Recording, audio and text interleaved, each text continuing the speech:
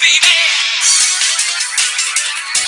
look at all these videos Mr. Quagmire's selling. Wow, the best of the world's wildest police chases. And it even has the one with the Flintstones.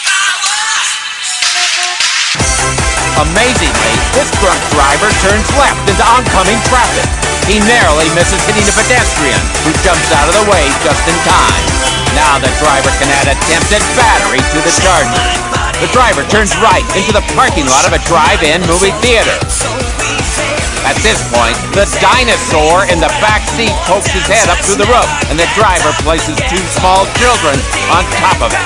Now he's not only endangering his own life, but their lives as well. The driver totals the car and makes a run for it, but the pursuing officers are prepared. Running from the cops? Yabba dabba don't.